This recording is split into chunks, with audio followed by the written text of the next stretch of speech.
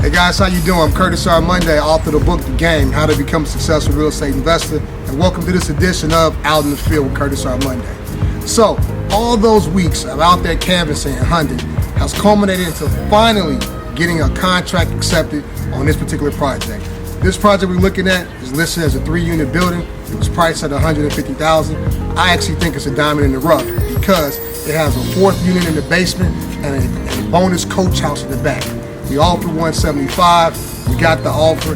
So now we're on site with all the contractors looking to get an idea of what the rehab costs are going to be.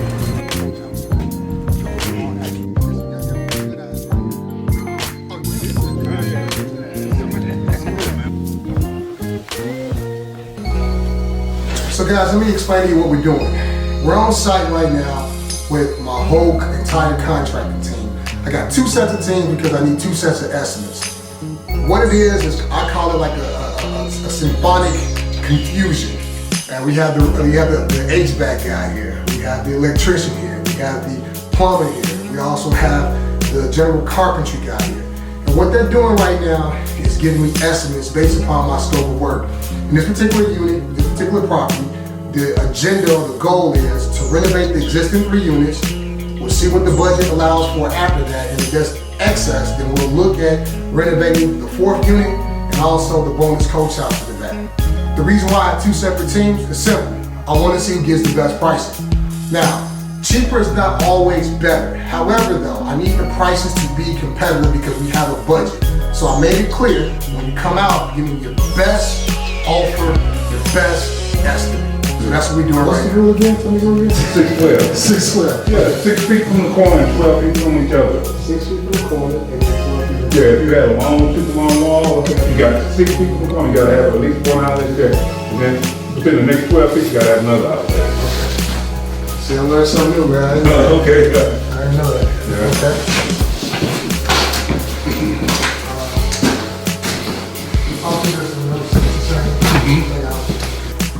So, in this walkthrough, there are always some common expenses. One common expense is electrical. And so, the fact that we're not, it's a good thing that we don't have to demo this place down to the studs. So, the electrical, I'm going to save a lot of money and cost on electrical with this particular project. So, most of the electrical would be updating the existing sockets, installing some new light fixtures, maybe getting some estimates about can lights for aesthetics, etc. Because there are 3 existing units and there's a public downstairs per electrician, we need to upgrade the system. And if I finish off that next basement in that unit in the basement, there are going to be some additional upgrades also.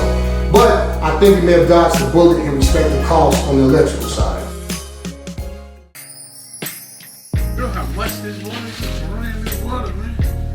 You excited to see this day? You excited to get. So, what you're looking at is on the heat side, you got the most efficient heat that you can have.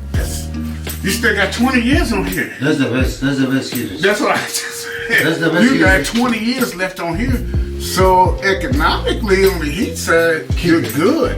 And then, we can just put air handlers so that their AC could be tied to their electricity, period. What's an air handler? Air handler is like, okay, the furnace without the heat portion.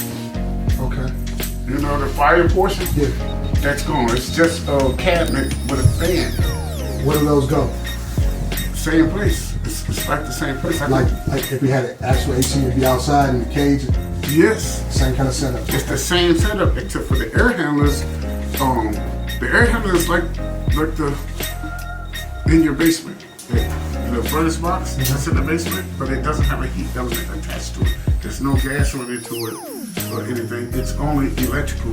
It's only cold. It's only for the AC. Oh, it's a coil. Yeah. I've heard that term before. Yeah, it's only a coil. It's Okay. the outside coil and a coil on the inside. Okay. That's all, and it's all electrical. Okay. There's no gas attachment whatsoever to it. So, that's what I'm trying to say. This can be quite affordable for you. Another common expense with this is going to be heating and HVAC, which you heard me talk about earlier.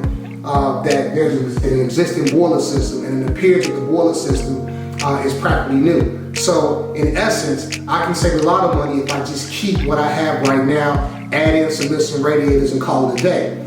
If I want to make my units more competitive and for the appraised value or the ARV to be impacted, then I'm going to consider adding in an air conditioning component. And I'm going to get him the price out, the HVAC guy to price that out for me. So we're looking good on that. Plumbing, again, the directive with the plumbing estimate was look at the existing 3 units. We got to renovate the bathroom, we got to renovate the kitchens, but you can't escape it. There's going to be some plumbing work that needs to be done in the basement, and we'll see. Now, my plumber, I've been doing business with him for over 20 years.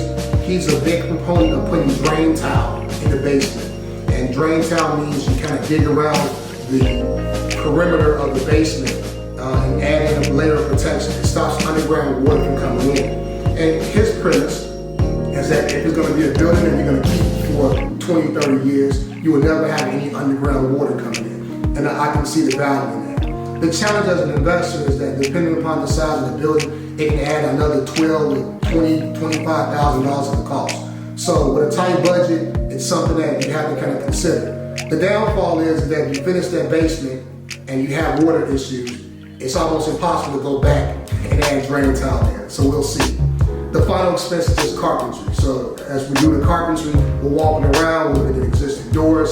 We may have saved some dodge some bullets because a lot of the drywall is in good condition. We don't necessarily have to demo a lot of existing drywall. The hardwood floors are pretty good, but I won't keep them. I'm going to put vinyl plates on them, over them. And the rationale for that is that even if I finish the hardwood floors and stain them, I'm going to have to come back after wear and tear for a couple of years and do it all over again. So I'm just going to wipe the bullet and get estimates for that. But the carpentry costs, associated with finishings, and we don't have to demo any walls or move any walls and things of that nature. So it's pretty straightforward. The way I approach this particular project is that we're going to focus in on the 3 units and demo out the existing basement. And then I had the contractors provide extra separate proposals as if I was going to finish out the basement and also the existing coach house in the back.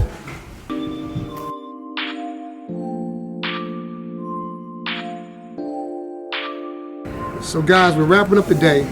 All the contractors came through. We walked through the project. We walked through the scope of work on the existing 3-unit, 4-unit opportunity, and the coach house in the back. As again, I stated earlier, and I gave them the mandate, the goal, the priority is to get the numbers for the 3 units. We'll see what the budget allows extra to renovate the other 2, and we're gonna go from there. So now it's just a matter of each contractor giving me their estimates. They have a deadline to give them to me by Monday at noon.